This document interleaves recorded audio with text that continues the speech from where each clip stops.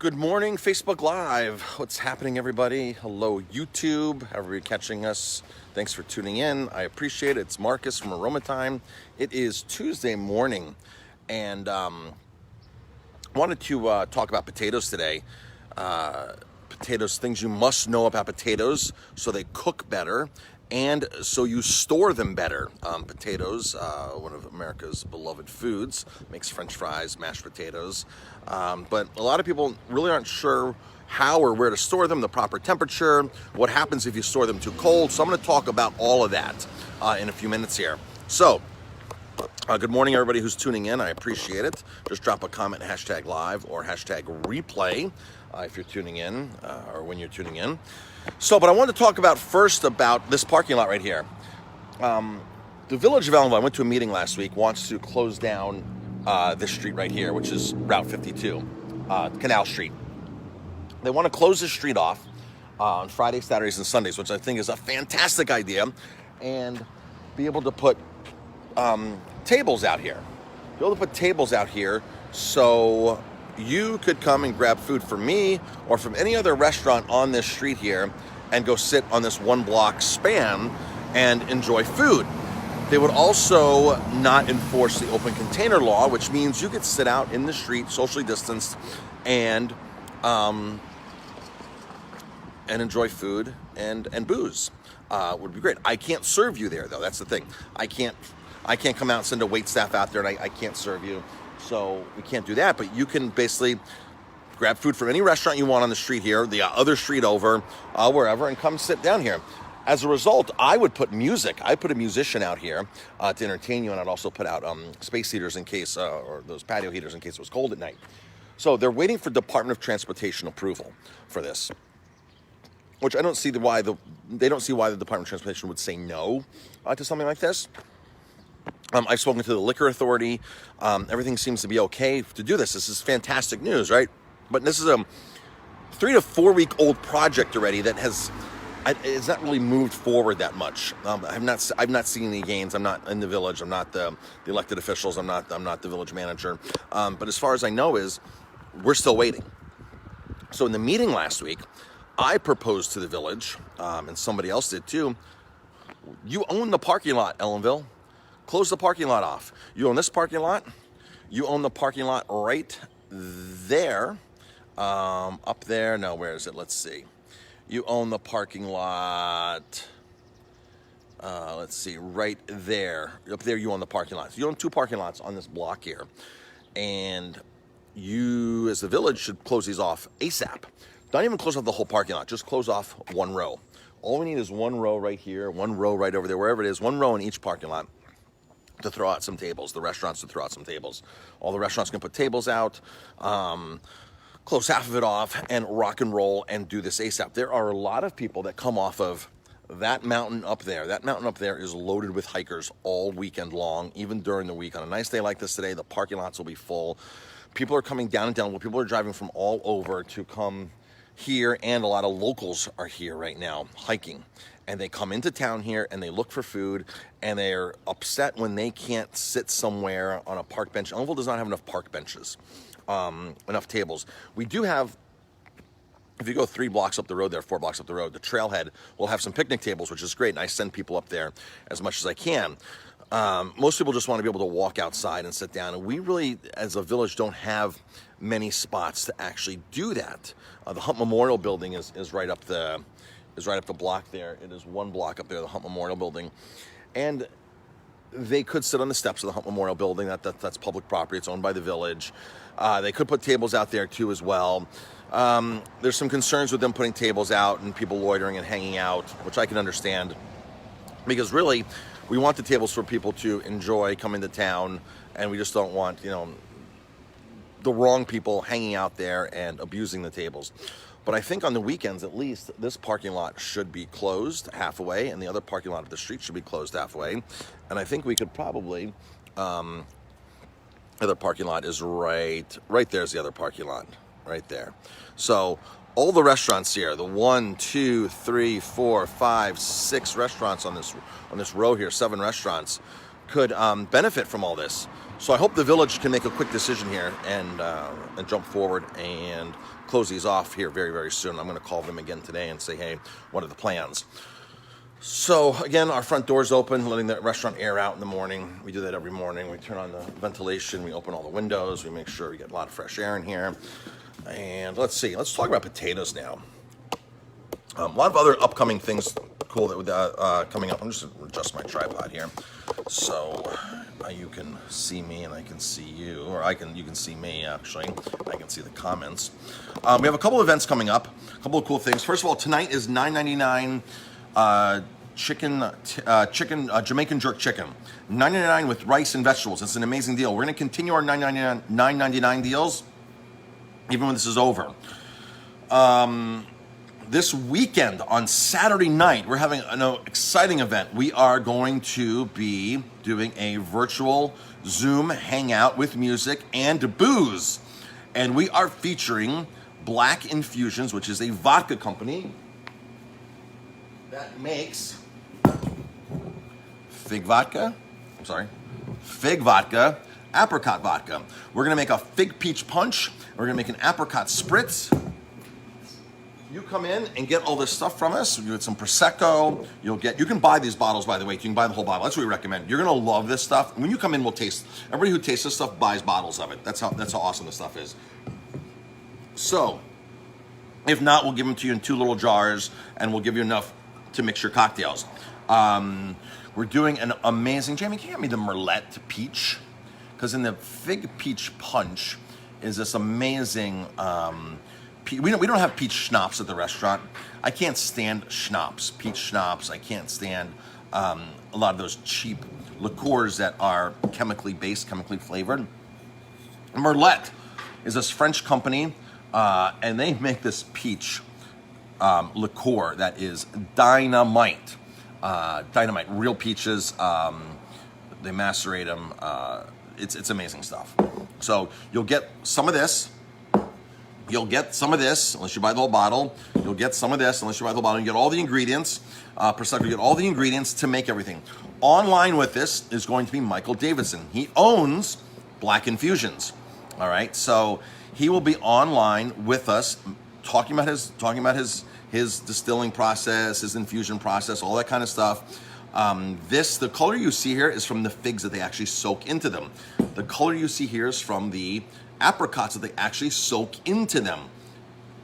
So a lot of times when you go buy flavored vodkas, they're totally clear.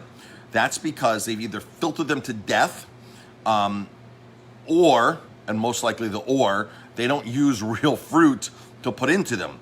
When you buy Chardonnay, when you buy certain brands, they're hazy. They're off color. They're not clear. That's because let's see. I don't have it in front of me, but Derek from Harvest Spirits makes this raspberry vodka. This is his brandy, peach brandy, but he makes a raspberry vodka that is like hazy. No glycerin. It turns colors after 6 months after having it at home. It fades out a little bit because it's natural, it's real. So these other companies that are making these clear flavored spirits, especially when you're getting into the insane stuff like Oreo flavored vodka, bubblegum flavored vodka, strawberry vodka, all this stuff. It's all fake stuff. It's all fake stuff. They add a lot of sugar to it. They bring down the proof, and that's why you can drink shots of this like it's nothing, and then feel it the next day. So Michael's going to talk about his Black Infusion brand. He might talk about his new product coming out, or at least hype up his new product coming out. I'm super excited about that. So I'll have 3 in the line. We're going to have Chris Jackson on playing music. And Michael will also give you lots of ideas to do other cocktails with his products, which is why we're recommending that you just buy the 2 bottles. Or, Jamie, how much are these? 35, 28, 35? Something. Whatever they are, they're a great deal. Jamie will find out the price of the whole bottles.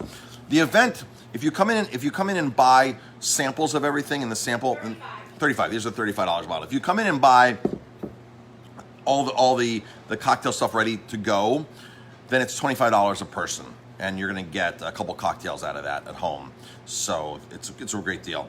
but it's buy this. This is what we recommend. All right, let's see. Tomorrow's Wednesday. We are closed on Wednesday.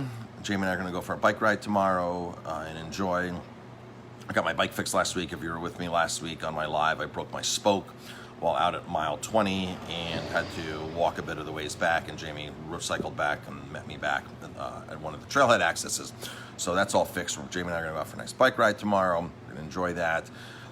Something super exciting is coming in today. A local produce. There's a certain local produce I ordered from 2 separate farms this week, and that'll be in today. I'll do another separate Facebook Live with that because it's one of my all-time favorite vegetables, and it's in season. People have been asking for it. I'm going to do a Facebook Live with it later because I got 2 different farms coming in. One's today, one's Thursday. So that's going to be really exciting. All right, are you ready for some information on potatoes? Potatoes. Drop me a comment if you want some things that you don't know about potatoes that you need to know about potatoes, all right? Because it matters where you store them, how you store them. How you store them matters how they cook and how, a lot of, and even health levels on this. All right, so potatoes. Potatoes should not be stored in the refrigerator at all. They can be stored between 45 and 55. It's a cellar vegetable. You put it in the cellar. You put it with your carrots. Put it with your wine. It goes great. It gets stored great with wine, 50, 55 degrees. Great stored with wine in the wine cellar. So, but you do not refrigerate potatoes. When you refrigerate potatoes, you convert the starches into sugar. This isn't good when you're frying potatoes. Acrylamides happen when you bake bread, when you fry potatoes brown, when you char things. Acrylamides are those things that they've linked to cancer. They link these to contribute to cancer. Acrylamides, and acrylamides is a reaction from a carbohydrate cooking at high temperatures and the browning process, the charring process. So a lot of health nuts, a lot of people will tell you do not brown things off like that. The crust of the bread. Even though the crust of the bread is great, is good and tasty, the inside of the bread is healthier for you than the crust because it has more acrylamides on the outside, and you can even adjust how high you bake certain things. So if you store potatoes in the refrigerator, you're going to convert the starches to sugar, and when you fry them, you're going to produce more acrylamides in your French fries, in your fried potatoes, in your roasted potatoes. That's because there's more sugar. Sugar's the magic to distilling. Sugar's the magic to browning things like, so these carbohydrates, these starches, these sugars, especially sugar, browns much easier than other things. So acrylamides will come from a higher sugar content in your potatoes. So do not refrigerate potatoes. And when you store these potatoes, there's other vegetables that you're going to be tempted to put next to them, like onions, because onions and potatoes are both storage crops. Onions, potatoes, and mushrooms and apples should not be stored together. And all these are storage crops, except for mushrooms. Apples are storage crops, and they all get stored at lower temperatures, but you do not want to put these together. So, for example, when you're storing potatoes, you don't want to put them into a cabinet under a counter that gets hot with onions next to them because the interaction of gases, the interaction of ethanol gas that's produced by the vegetables will start premature ripening the other vegetables and turning them bad. All right, that's simply what will happen. Sort of like how you put an avocado and a banana together and the bananas start ripening quicker. That ripening process is also, when it happens too much, your produce goes bad. So you do not want to stick apples, onions, and potatoes together. You want to store them separately. You also do not want to store potatoes at room temperature, true room temperature, like 70, 80, 90 degrees. You want to try to keep them cool. Keep them cool, keep them dark. Do not expose them to sunlight. When you expose them to sunlight, they start turning them green. Certain people can get sick from eating green potatoes. We've all seen potatoes that have a slightly green tinge on them. That's from sitting in the sun, sitting in light, and absorbing the light and making a chemical reaction there again. So those potatoes are not good to eat as well. All right. You mostly don't have to worry about potatoes that are sprouting because most potatoes are treated with a chemical called sprout nip, and that will prohibit them from sprouting. If you're buying organic potatoes, so if you came here and bought the potatoes that we have here right now, the organic potatoes, you'll notice And if you take those home, you can grow those. You can actually cut them into quarters, plant them, and grow them. I've grown many potatoes in the past, especially in Colorado. When we lived in Colorado, Colorado was a massive potato state. And so I would get all these heirloom potatoes. We had a great connection with White Mountain Farms. We still buy our quinoa today. We still buy our quinoa today from White Mountain Farms in Mosca, Colorado. It's about 9,000 feet in elevation. It's in the San Luis Valley. It is where the Sand Dunes National Monument is. It's an amazing place in Colorado. The Sand Dunes, amazing, if you've ever been down there. White Mountain Farms in that valley there in Mosca, Colorado, M-O-S-C-A, Mosca, like the fly in Spanish, is home to American quinoa. That's where American quinoa was pioneered and still is the leading producer of quinoa in our country. They grow tons of different styles of organic types of organic potatoes, and I was able to get tons, German butterballs, all kinds of fingerlings, all kinds of potatoes from them when I lived there. And I would grow these potatoes in our house. I, in fact, the one year I took our whole fence. We had a corner lot, so it was a pie-shaped lot, and the whole perimeter of the fence I planted in potatoes. And I had several cases upon cases of potatoes at the end of the year when they were ready to harvest. I was out there digging them, and it's fun. It's fun because you don't really if you can plant all kinds of varietals. You can buy literally an heirloom bag of organic potatoes. You can cut them in half, plant them, and dig them up, and you don't know what kind of potato it is until you actually dig them up if you're planting a lot of different varietals. So it's really cool in the fall time to pick those potatoes. Be like, oh, cool, this is this potato, this is a purple potato, this is an all blue, this is a fingerling, German butterball, a French fingerling, a Russian potato. So it was really awesome. I had a lot of fun growing potatoes. And so if you buy potatoes, if your potatoes are starting to sprout, cut them in half and throw them in the dirt, and it'll be amazing in the fall time to grab your potatoes. Now, potatoes, they only pick potatoes twice a year. They have the new crop, which comes out in July, and they have the fall crop, which happens in September. So there's two crops. When you hear the word new potatoes are the new crop. That's the first picking of the year. So potatoes can be a lot of fun, and experiment with potatoes, buy different kinds of potatoes, but do not store them in the refrigerator. Some people still will store them in the refrigerator knowing that they're not going to fry them. And a lot of these potatoes, these heirloom potatoes you buy, the heirloom potatoes being all the different colored ones and the small ones and the different shaped ones, you typically can't fry those because the sugar content isn't high enough. The starch content isn't high enough. Those are a very, very moist potato. The russet Burbanks, or the oval potatoes, the ones you use for French fries, those are the ones that have the great starch content, and those are the ones that they use for potato chips and for French fries. So some people do take their heirlooms and put them into the refrigerator, and they're not going to fry them. They're not going to get that excess, acrylamides in them. They will last longer in the refrigerator, by the way. So hope that helps you with potatoes today. Potatoes are a lot of fun, really a lot of fun. True story on potatoes. When I started my whole health revolution, my whole approach on food back in the late 90s, we lived in Colorado, and we were touring the San Luis Valley, which is also a massive carrot producer as well. I remember driving down the street there in harvest time and smelling nothing but carrots for miles. And the trucks that are going up and down the road are literally, carrots are dropping all over the highway because they're just picking carrots and putting them in these trucks and transporting them back to the storage. Carrots are all over the highway. Potatoes are all over the highway. It's crazy. And it smells like carrots everywhere. It's really cool. We went into Center, Colorado. It's called Center, Colorado. This is like where the consolidation happens for potatoes and carrots. So all the farms in the San Luis Valley will grow, and then that goes to the consolidator in Center, Colorado. Not the center of Colorado. Center is the city. And Center, Colorado, they transport them there, and that's where they store them in the cold storages. Just like here in the Hudson Valley, we have all the apple storage facilities. So you'll have some farmers that will grow the apples, and they'll get shipped off to a consolidator. So you can have Hudson River Fruit Company, right? Not one specific farm, but a company that's grabbing from 5 or 10 different farms that are doing apples. Same concept.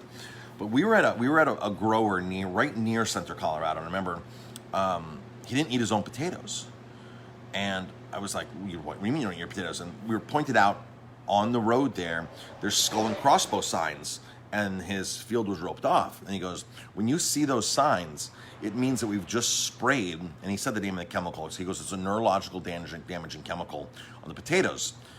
And he explained to us that only the oval potatoes, the ones you use for French fries, the oval potatoes, the russet Burbanks and the Dakotas, those are the two types of potatoes. Those potatoes get those brown center spots so that they get hollow. We've all seen those before. He goes, to get those out, to stop those from forming, we have to spray chemical XYZ, which is a neurological damaging chemical. He goes, if we go out, and we're not allowed to go in, the government doesn't allow us to go in the fields once we spray this for like 7 days, 5 days, whatever. He goes, if we lose irrigation in our field after we sprayed that chemical, we will not go. We'd rather lose our crop than go into the field. And I'm thinking, this is crazy. This is insane. So I'm like, do you eat your own potatoes? He's like, we don't eat our own potatoes. We're like, we don't eat the potatoes we grow. And I said, so you don't eat potatoes? He goes, no, we eat potatoes. This is potato country. I said, so what do you do? What potatoes do you eat? He goes, we eat our neighbors' potatoes that are organic because they don't spray those chemicals on them. And he goes, we also eat the potatoes that are the heirloom potatoes, the Yukons, the Reds, the Russians, the Blues, the Peru. He goes, because those potatoes don't have the problem with that center spot. So you don't have to spray those potatoes. I was like, wow, that was the last time that I bought russet Burbank or Dakota potatoes that have not been certified organic. That was the very last time I bought them. Right there, that's sunk in. Neurological damaging chemicals, you don't buy the potatoes. That's why we don't have that's one of the reasons we don't have French fries here. I don't have a fryer either. But it's one of the reasons we don't buy those potatoes for mashed potatoes. It's one of the reasons is you have to buy the organic version. The organic version sometimes is, it's opposed to $20 a case, it might be 50, 60, $70 a case. It's a big price difference in those type of organic potatoes, the ones you use for French fries. Massive difference in the price of those. That's why you don't see too many organic French fries on the market. It is something that's just outrageous. Those potatoes are outrageously priced. Every now and then, when they have a good crop, and when they're just picking them, they are a good deal. But other than that, a lot of times you pay a lot more for those. So that was the last time I ever bought a non-organic russet Burbank or Dakota potato. It was from that point on when we had that conversation with the farmer. Our next stop was White Mountain Farm, which was growing at that point like 30 different types of organic heirloom potatoes, quinoa, amazing farm. They had 5 acres of community support agriculture there, which they grew everything for the locals, but they were shipping out of state and into Colorado and throughout the state, potatoes and quinoa, their 2 main crops. The interesting thing about quinoa is not many farms can actually grow quinoa, because here's the 2 things for quinoa that farmers are fighting against. The first is elevation. You need 7,000, 8,000 feet of elevation, above sea level elevation. You need a short growing season, May to the end of September, end of August, that's it. You can eat the greens. Right now, the first week in June, there's greens available. From now for the next couple of weeks, you can buy actually quinoa greens and eat greens like the spinach. Really cool stuff, but you never see it on the market because there's not enough quinoa growers out there to actually provide that. But if you're in Colorado right now and you're in the San Luis Valley, you can probably go to White Mountain Farms and get some quinoa greens and eat quinoa greens and saute them up just like spinach. Really cool stuff. You need a very short season quinoa. High elevation, very cool nights, warm days. This is why it grows in Ecuador and Peru and the Andes Mountains. Quinoa is an Andes Mountain originated crop. That's where it came from. That's where it's home to. Very high elevations. So you need an elevation, short season. And you also need the proper machinery to actually lightly mill the outside layer of the seed off. It's called saponins. Saponins are extremely bitter. So if you grew quinoa, if you said, hey, let me just try to grow some quinoa. I'm a regular farmer, whatever, I'm gonna grow some quinoa. And you plant the row quinoa and you harvest it and you took the seeds, which is the quinoa, and you tried to eat that, you tried to cook it, it would not be edible. You have to thinly take off that outside layer of saponins. And to do that, you need special equipment that is not worth it to buy unless you're specifically in the quinoa business. So that's why there's not more people growing quinoa in higher elevations across the country, because you need special processing equipment to make it edible or to make it taste good. So it's still edible, but it just wouldn't taste good. The saponin. So they have to take that, and it's a very light milling process that happens with quinoa. And there's over 300 different types of quinoa. Paul and Ernie New from White Mountain Farms have grown several hundred types. They partnered with Colorado State University, the agricultural program, just like people do in Cornell with the Cornell University Cooperative Extension, and they help farmers. Colorado State University helps farmers out there to experiment with crops and do things, and they helped White Mountain Farms grow all these different types of quinoa and send students there and things like that. So they are the founding fathers of quinoa here in the United States. White Mountain Farms is in Mosca, Colorado. If you ever go there, in that part of Colorado, there's a couple really cool things. If you're a chef going to that area, there's also a mushroom farm down there called Rockra, down south further in Alamosa. Alamosa is probably the city you'd want to stay in. The Sand Dunes National Monument isn't far from there. If you go up north over the mountain, over the peak into Salida and Buena Vista, it's an amazing part of Colorado. One of my favorite parts is 5 mountains there. They're the presidential peaks, all 14,000 footers. The most preserved ghost town in America, supposedly, is there. We've been there many times, St. Elmo. There's a bed and breakfast there. We stayed there a few years ago with the kids. St. Elmo, there's one general store and one bed and breakfast, and that's it. And there's 2 blocks of extremely well-preserved buildings from 1920. They just abandoned the town one day, and that was it. Everything was out of St. Elmo. It was a mining town. The mine dried up, and so did the town. But it's a really cool place in there. There's also a alligator farm down there. The Youngs have an alligator farm down near Mosca, Colorado, near White Mountain Farms. And you can go in there. They raise tilapia, and they have alligators. They have hot springs that come up. So they have water that's coming up like 88 degrees all year long, getting pumped out of the aquifer down there from the hot springs. And so they have this tropical climate, and they have this hot water all year. So they raise alligators in the middle of Colorado. It's really cool. And they raise tilapia to feed to the alligators. And when I had a restaurant out there, we were actually buying tilapia from them, live tilapia, every single week. Very sustainable process they have there for tilapia. Not like your standard tilapia farms that are coming out of Asia or out of South America. No methyl testosterone in the feed, nothing like that. Small family farmed tilapia, really a treat to have that when it was available to us. So that's it with potatoes, folks. Hope that was really helpful and educational, and if it was, just share that. Make a comment, and thanks for everybody for watching. I appreciate it. Again, you don't want to store potatoes in the refrigerator. It's too cold. Between 45 and 60 degrees, 55, 60 degrees in there. That's ideal temperature for potatoes. If you store them in the refrigerator, the starch turns to sugar. When you then cook them and brown them and fry them especially, then it turns into acrylamides. Acrylamides are linked to cancer. You don't store potatoes with onions or apples. The gases that come off of both of them start the ripening process and then the decomposition process, so you will not get a long shelf life. You want to store potatoes dark, no sunlight, cooler. Do not stick them next to your oven in a kitchen cabinet, the wrong place to store them. When they sprout, you probably won't want to eat them. You shouldn't eat them. They won't sprout in most cases because you're not buying organic. If you don't buy organic, they're treated with a chemical called Sprout Nip.